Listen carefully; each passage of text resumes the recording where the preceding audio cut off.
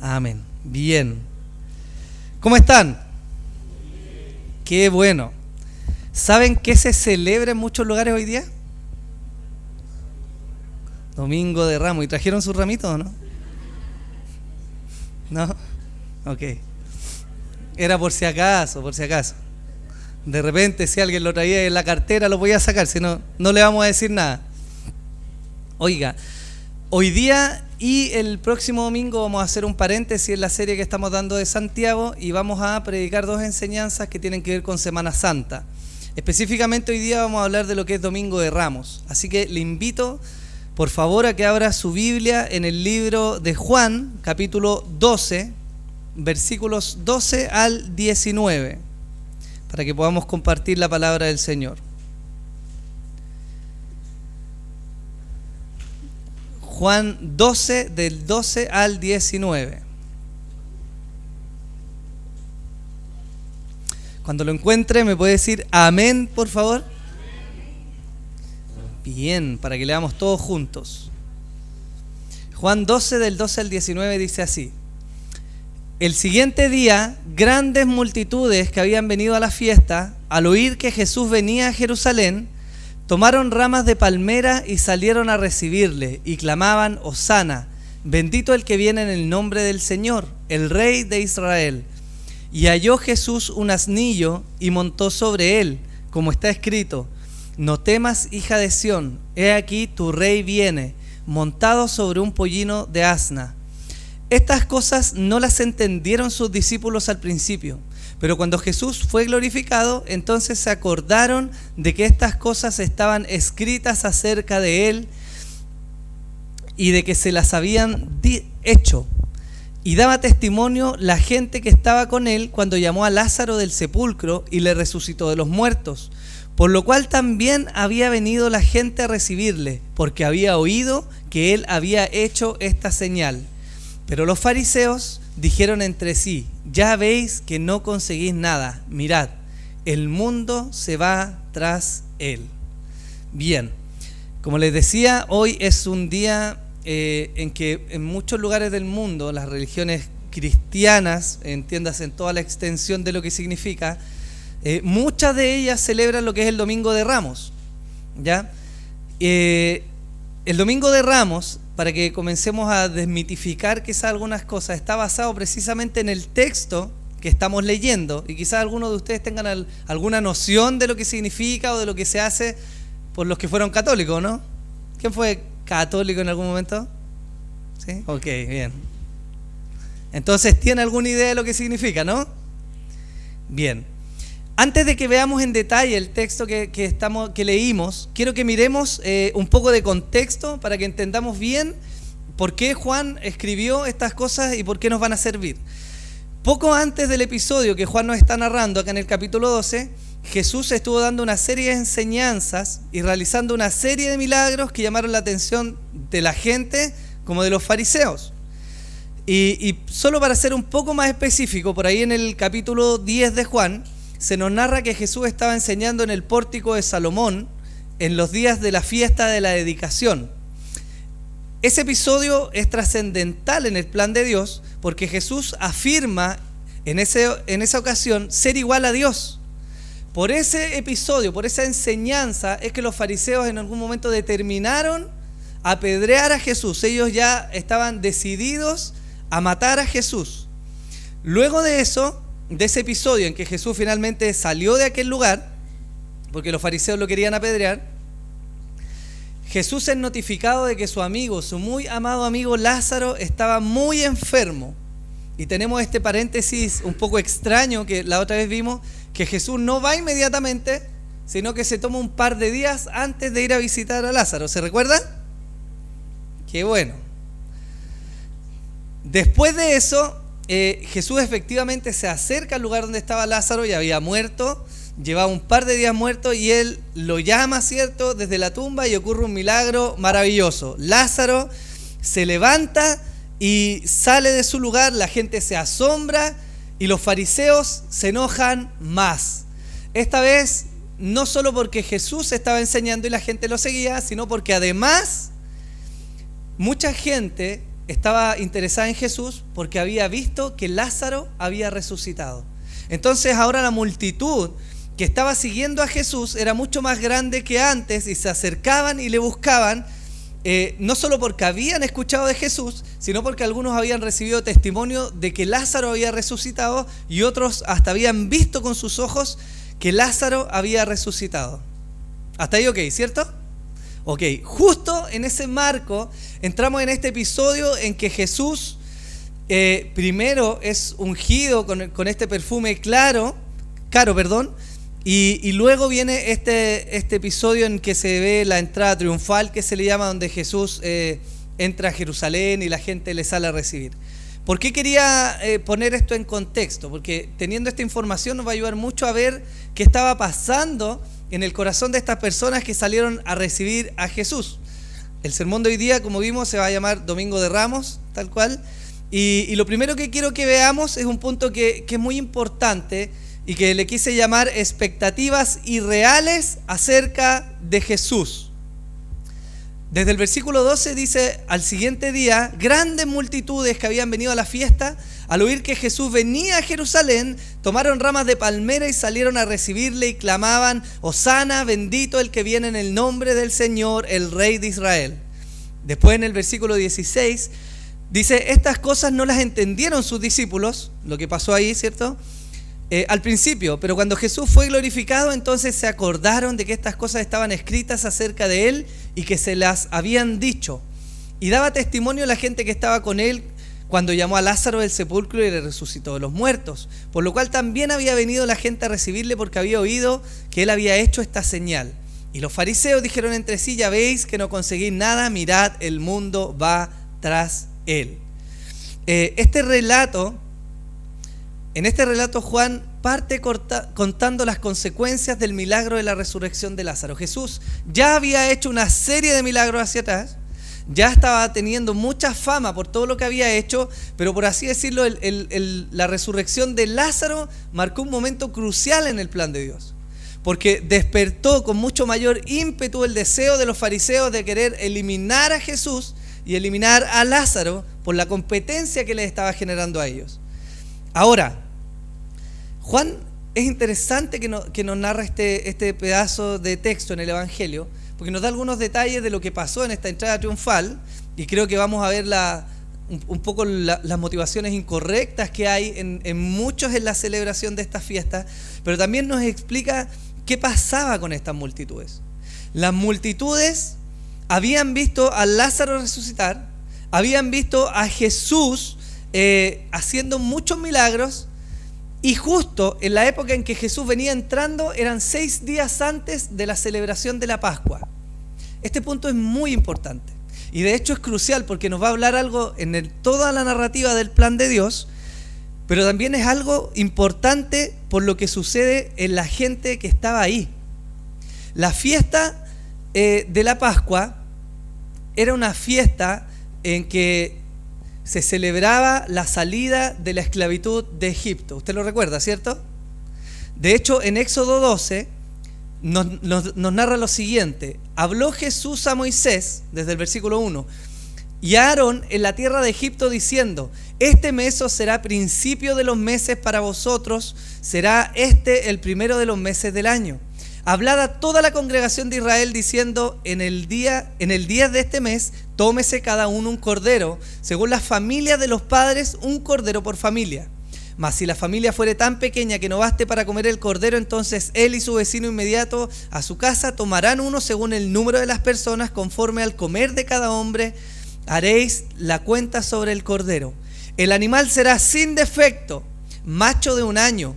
Lo tomaréis de las ovejas o de las cabras, y lo guardaréis hasta el día 14 de este mes, y lo inmolará toda la congregación del pueblo de Israel entre las 2 tardes. Y tomarán de la sangre, y la pondrán en los 2 postes y en el dintel de las casas en que lo han de comer. Y aquella noche comerán la carne asada al fuego y panes sin levadura, con hierbas amargas lo comerán.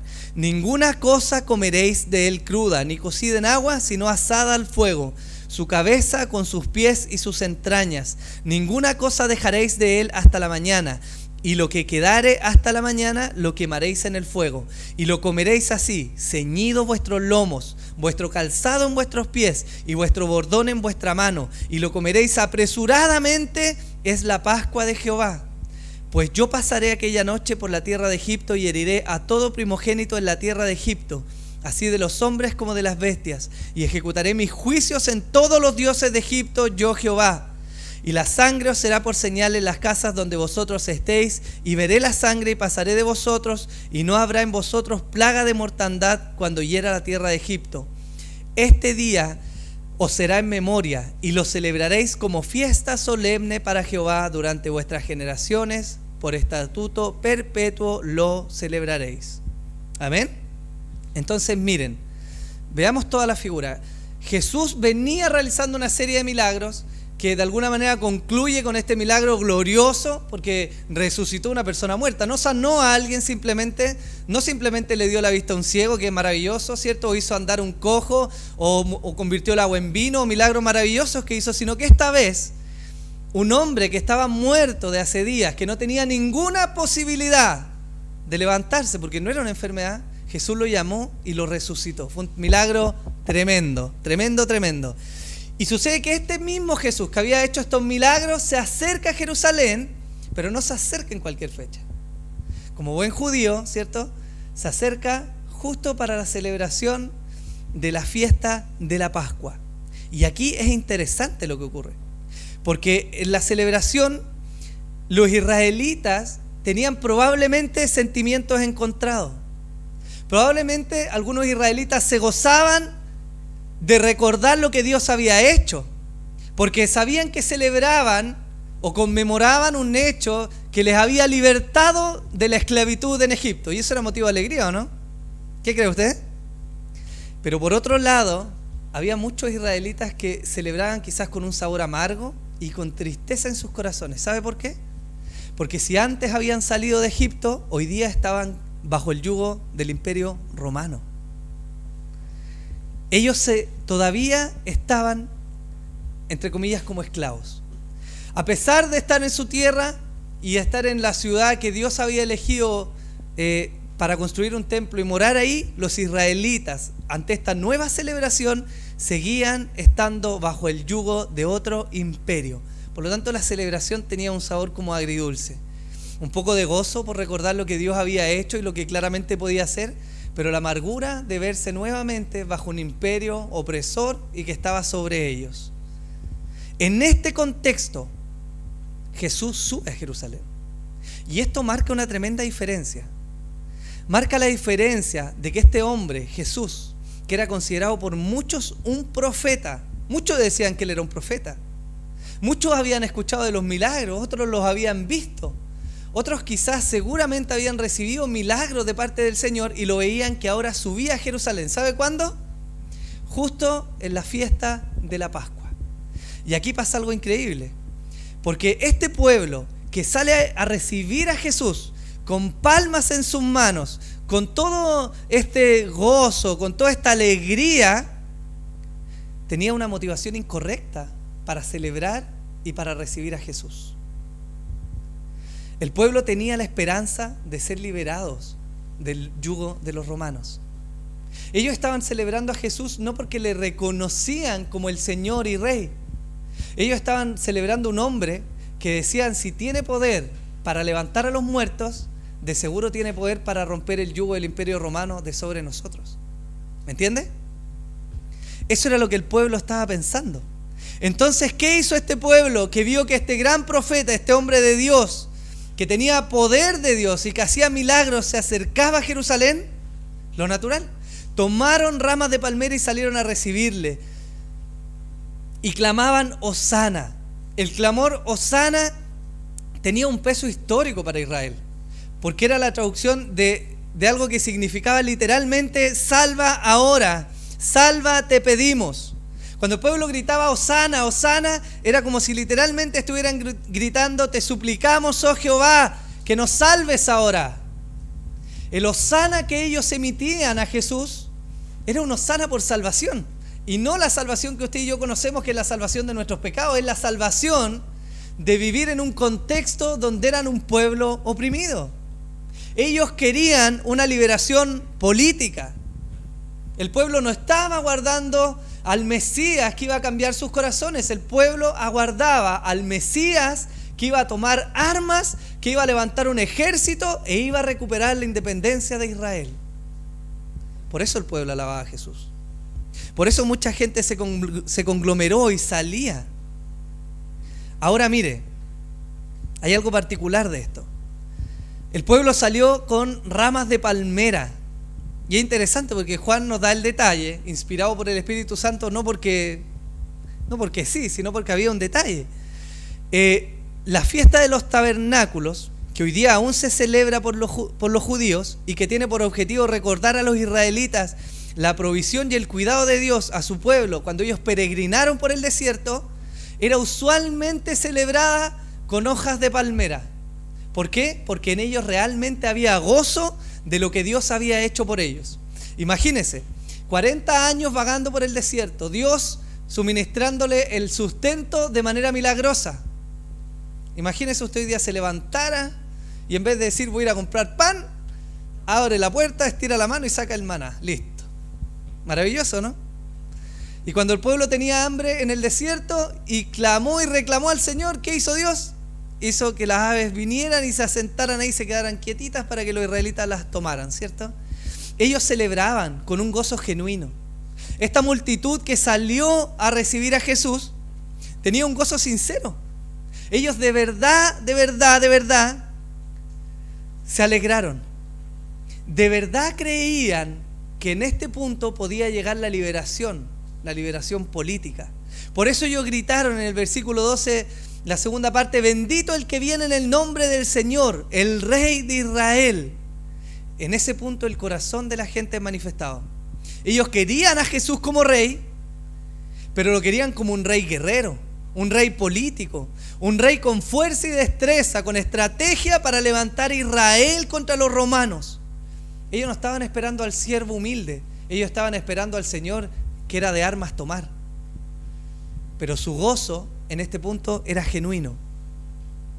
Aquí es donde nosotros vemos algo tremendo, hermanos. Y es un error garrafal. Ellos no entendieron ni comprendieron la misión de Jesús en este punto. Ellos habían estado con Jesús. Jesús ya les había hablado del reino de Dios. Él había manifestado en muchas de sus enseñanzas a qué venía. Había llamado a la gente a arrepentirse de sus pecados. Había llamado a la gente a vivir una religión verdadera, una devoción genuina por Dios. Había encarado a los fariseos y les había dicho, ustedes no son hijos de Dios, no por su sangre, porque ustedes me quieren matar. Jesús se lo había dicho en sus caras. Él había declarado que los hijos de fe eran los hijos de Dios verdaderamente, los que le amaban.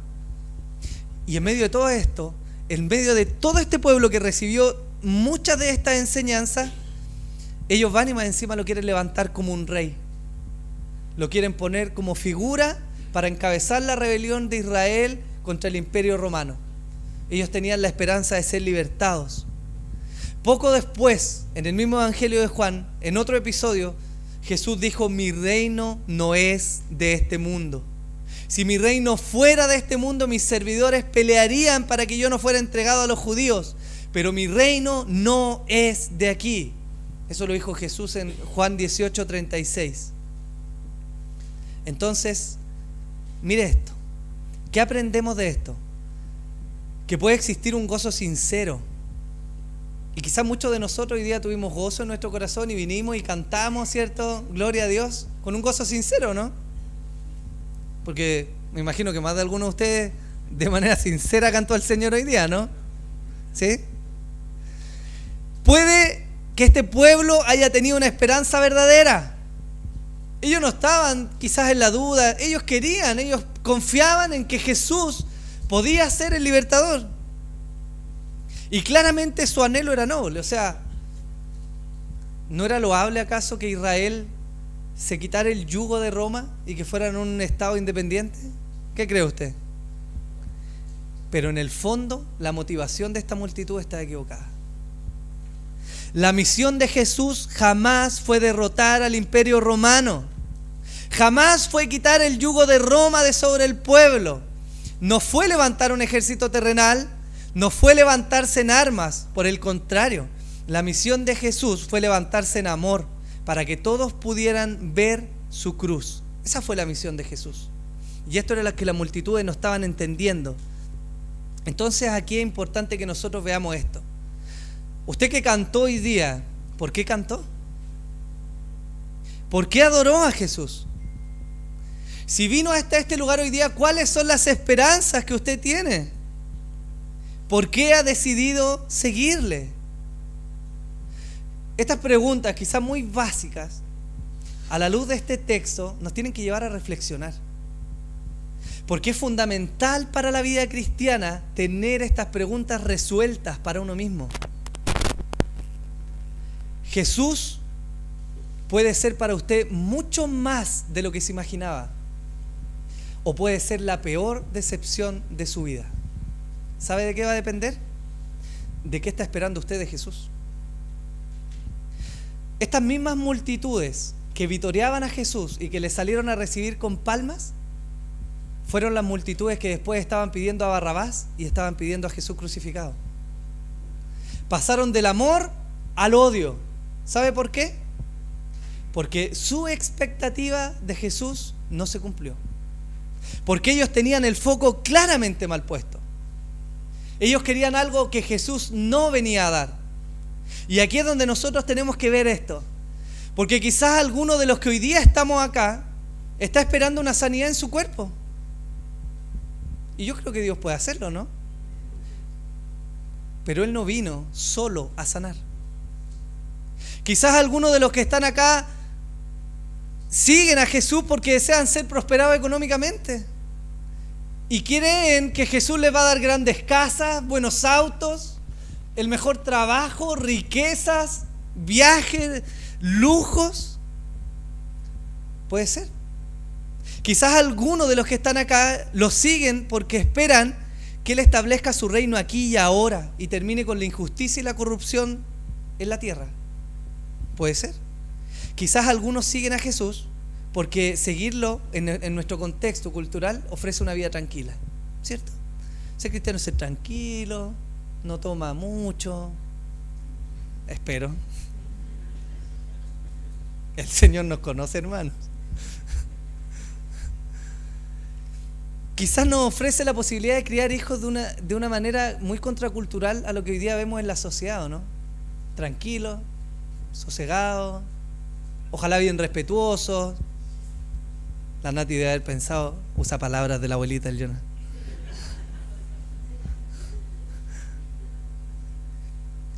Culturalmente seguir a Jesús tiene un plus hoy día. Porque el cristiano creo que todavía posee un testimonio mayoritario en cuanto que es una persona honrada e íntegra en el trabajo, ¿no? ¿Sí o no? Debiera ser. Entonces la verdad que hay muchos motivos equivocados por los cuales podemos venir a seguir a Jesús.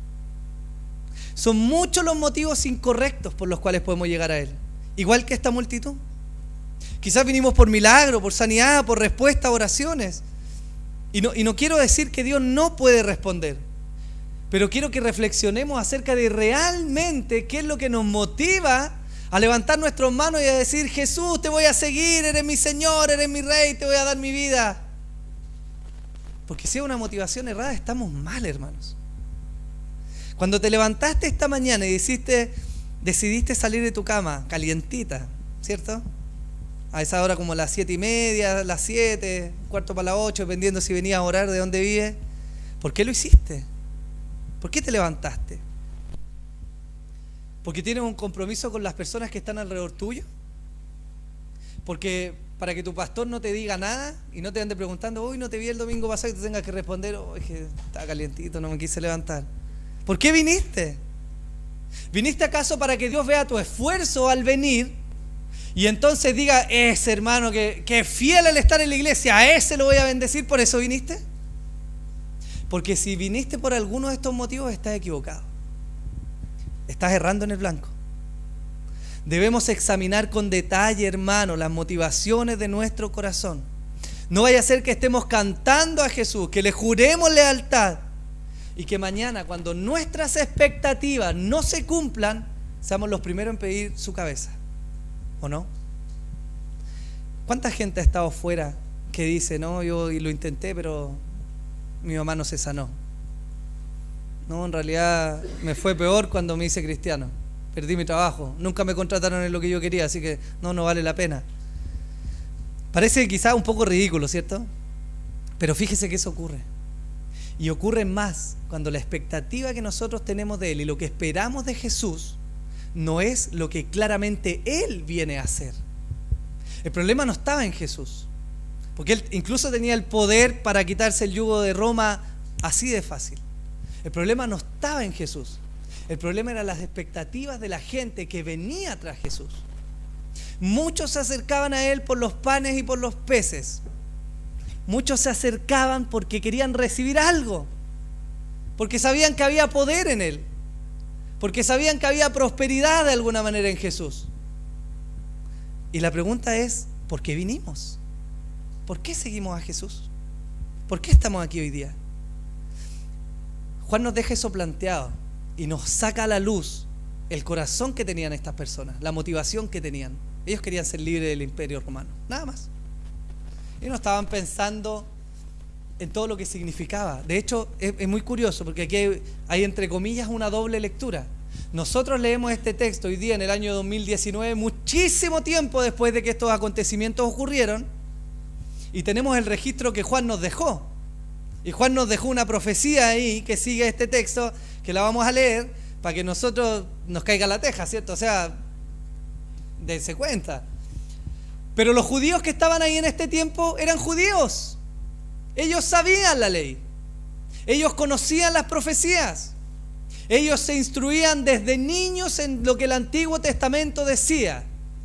Y aún así no reconocieron las señales de Jesús.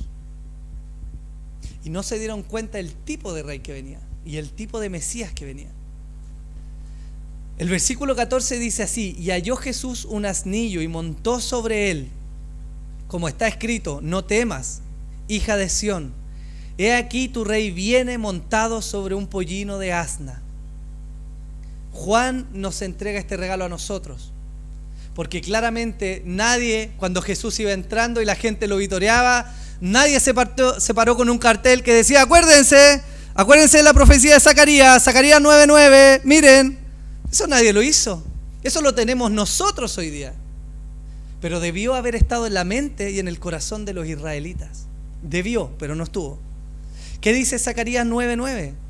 Zacarías 9:9 dice: alégrate mucho, hija de Sión, da voces de júbilo, hija de Jerusalén, he aquí tu rey vendrá a ti, justo y salvador, humilde y cabalgando sobre un asno, sobre un pollino, hijo de asna.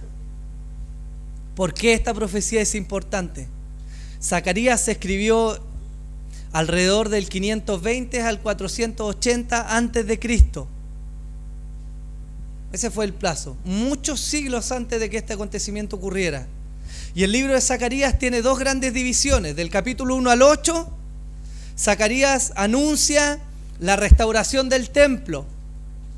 Y de los capítulos 9 al 14, Zacarías está hablando del futuro de las naciones y de Israel, del advenimiento, de la venida del Mesías y del reino de Cristo. Eso era lo que estaba hablando. ¿Por qué Juan nos pone este texto? Porque en Jesús se cumplió esa profecía. Él es el Mesías que habría de venir, el rey manso y humilde que entraba a Jerusalén montado en un asno. Eso nos está diciendo Juan. Juan nos entrega esta lectura del texto para que usted y yo podamos leerlo hoy día y sepamos que ese Jesús que había hecho milagros, que hacía prodigios, que había levantado un muerto, no iba a quitar el poder a los romanos, sino que era el Mesías prometido. Pero de eso no se dieron cuenta los israelitas. No recordaron la profecía.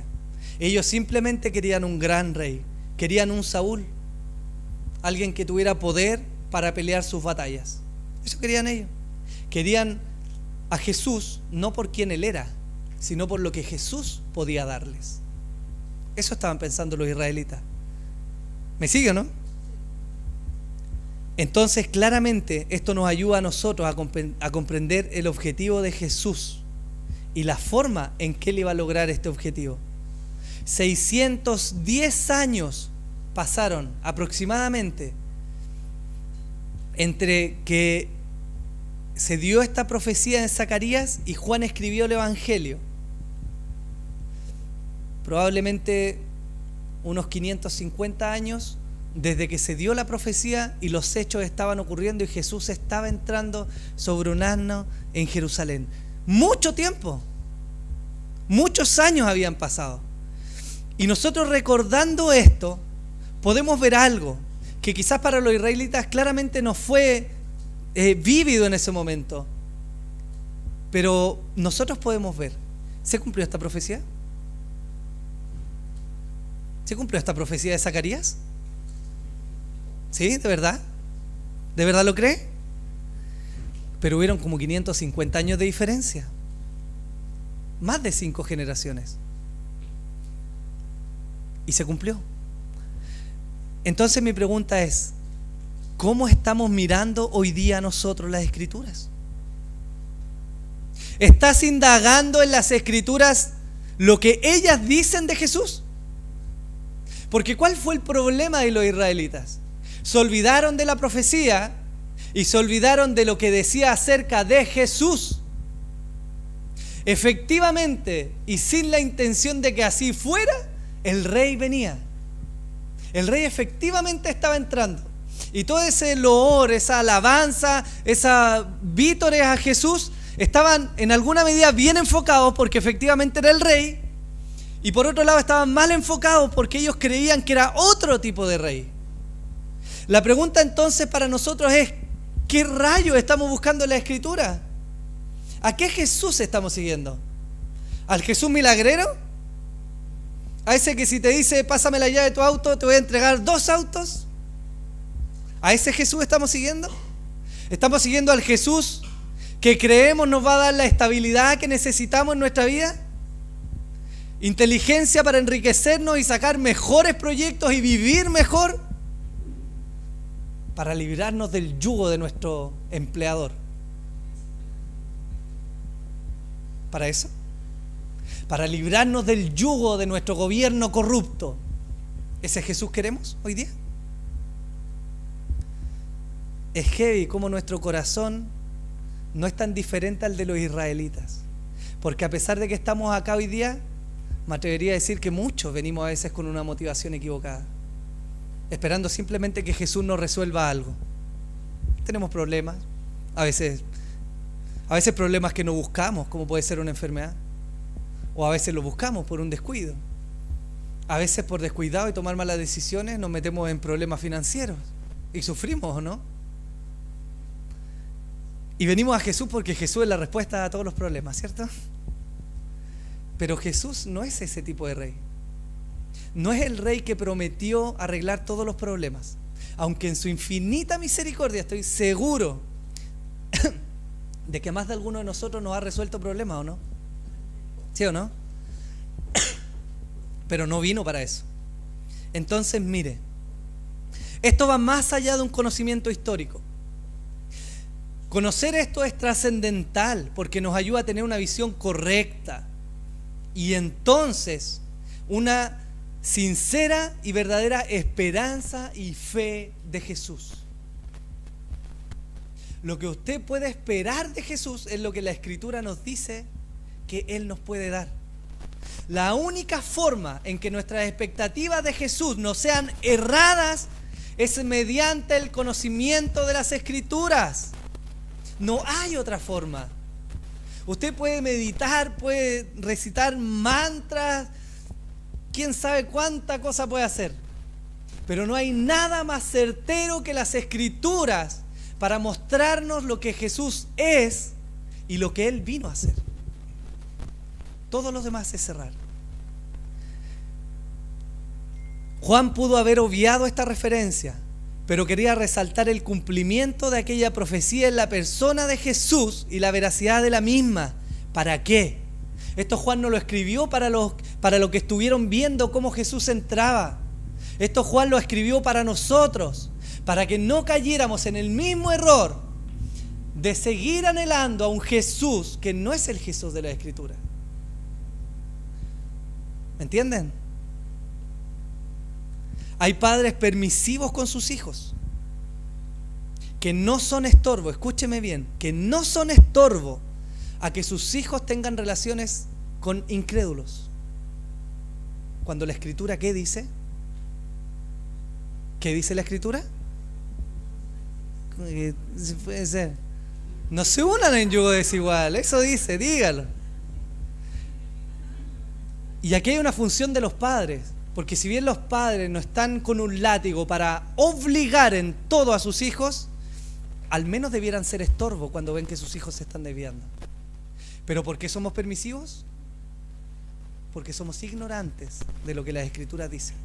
Porque quizás queremos solo al Jesús que es puro amor. Total, es rico ese Jesús de amor, ¿o no? Yo me equivoco, peco, bueno, y ahí está el flaco ayudándome de nuevo, buena onda. Y qué rico, pues qué rico que nos equivocamos y está Jesús ahí, ¿cierto? Pero se nos olvida que está el Jesús que también está presto a condenar a aquellos que han sido infieles a Dios sin arrepentimiento toda su vida. Se nos olvida. Se nos olvida que la Escritura dice que Dios es amor, pero también es fuego consumidor. Se nos olvida que el relato de la cruz no es solamente que Jesús subió porque no tenía nada que hacer, sino que la ira del Padre fue puesta en Jesús. Porque Dios está absolutamente enojado y molesto con el pecado. Se nos olvida. Entonces somos permisivos. Hay esposos maltratadores de sus esposas que no tienen temor de Dios. ¿Por qué?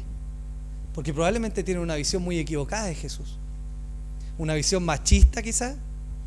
Una visión utilitarista en que la mujer es un objeto que me tiene que servir. Y venimos a la iglesia, ¿cierto? Ese hombre no tiene temor de Dios. No sabe quién es Dios.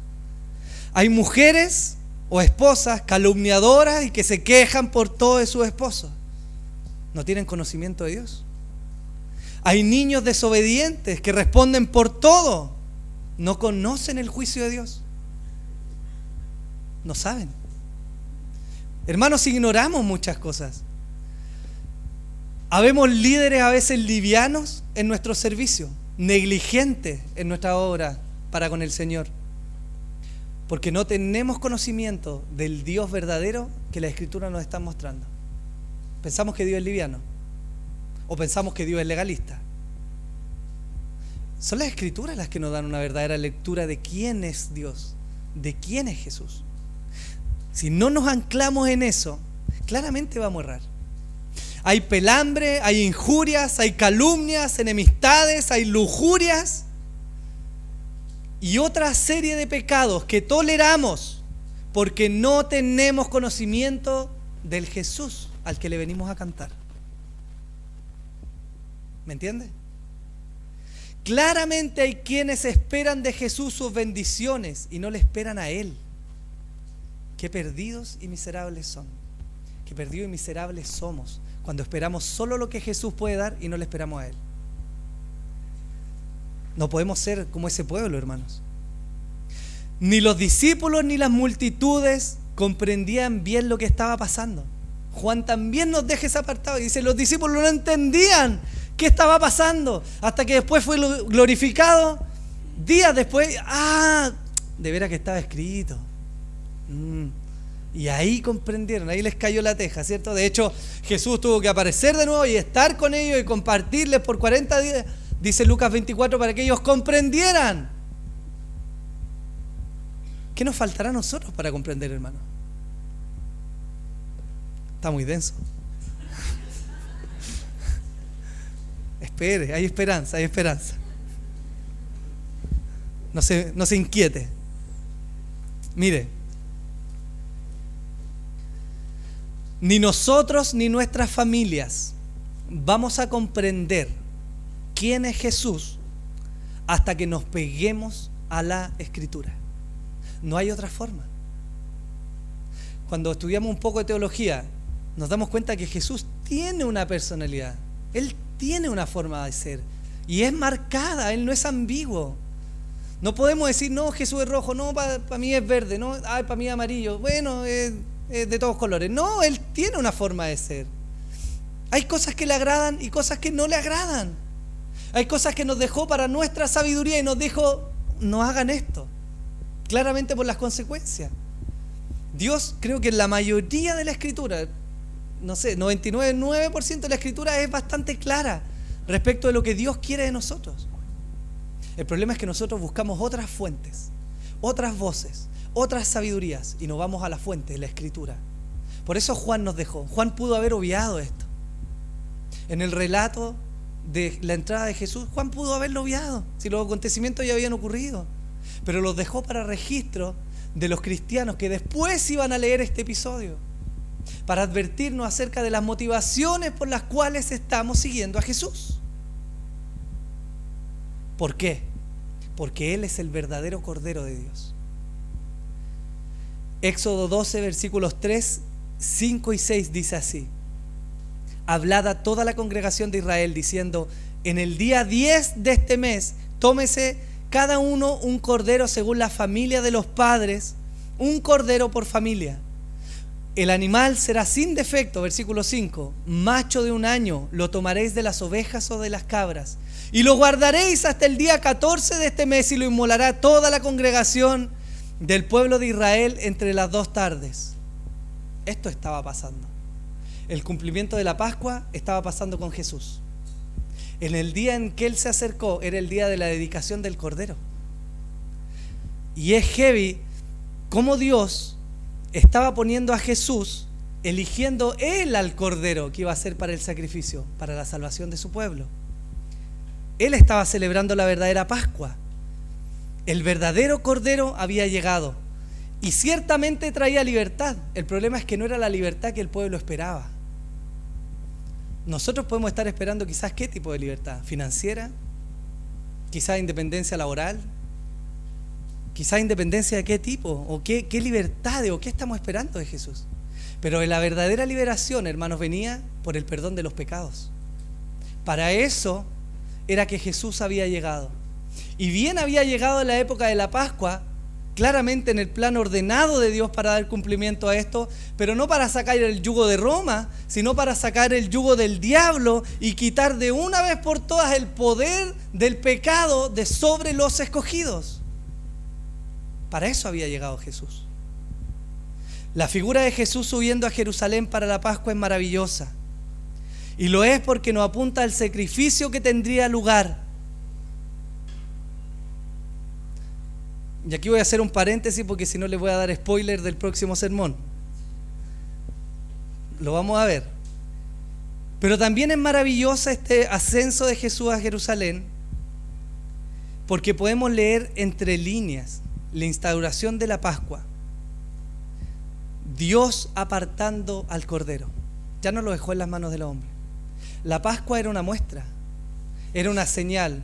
Cuando Él los libertó de Egipto y les pidió apartaran un cordero con características específicas para que la muerte no visitara sus hogares el día en que salieron de Egipto.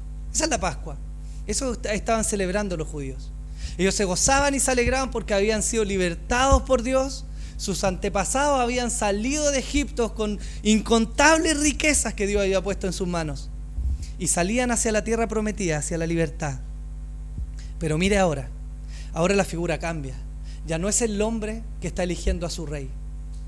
Aunque el pueblo le gritó, bendito el que viene en el nombre del Señor, el Rey de Israel, ellos no eligieron ese rey. Ese rey lo eligió Dios.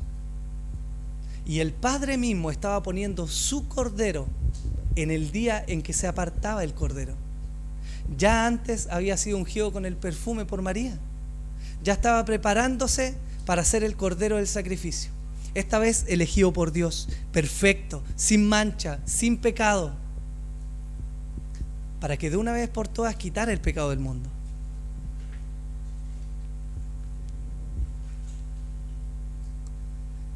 Mire esto, Jesús es el Cordero que Dios ha elegido para tu salvación. Y eso debería asombrarnos, hermano. Debiera llenarnos de gratitud. Porque claramente no somos nosotros los que hoy día podemos actuar en perfección. Sus obras, por más que se esfuerce, por más devoto o devota que sea, no van a ser jamás perfectas. No lo van a hacer. Por mucho que usted se pele la rodilla orando y lea la Biblia y se la aprenda al revés y al derecho y trate de ser bueno con sus hermanos y trate de amar y trate de bendecir y trate de entregarse y aún entregue lo suyo, jamás va a ser suficiente para darle salvación. Pero Dios sí.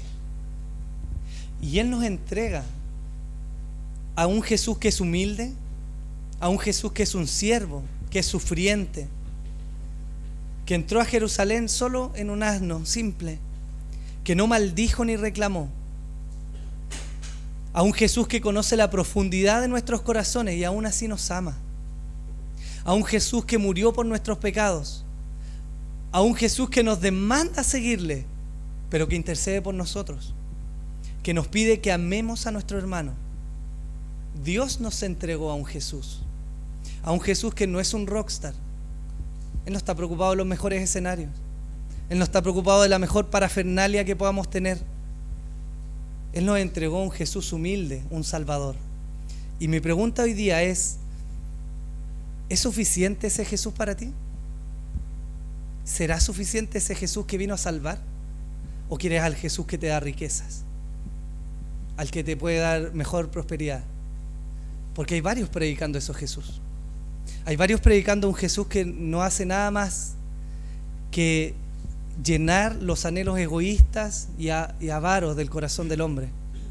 Pero este Jesús que venía entrando en Jerusalén era un Jesús humilde, simple. Dios hecho hombre, revestido de debilidad, dice la Escritura, pero con poder para salvar. ¿Estás dispuesto a seguir y adorar a ese Jesús? ¿Al Jesús de las Escrituras? ¿Al que no promete prosperarte ni bendecirte con grandes casas o trabajos o sanar todas tus enfermedades? ¿Vas a recibir con palmas y gritos de alegría al Jesús que la Biblia te presenta? ¿Será suficiente o no? Yo le invito a que se ponga en pie.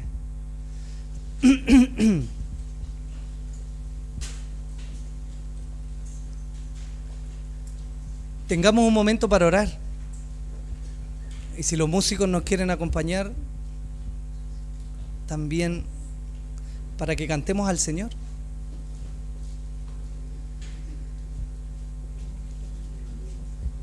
Este Jesús, hermanos, este Jesús del cual nos habla Juan, es el Jesús que es poderoso para darte salvación y vida eterna. Ese Jesús es el que es poderoso para perdonar tus pecados. Ese Jesús es poderoso para levantar tu corazón si está quebrantado. También es poderoso para sanar y prosperar y abrir puertas. Pero tanto abrir puertas como sanarte una enfermedad, como darte bienestar económico aquí en la tierra es pasajero. Pero la eternidad, mi hermano, va a ser sin fin, para siempre. ¿Quieres seguir ese Jesús? Oremos al Señor. Señor,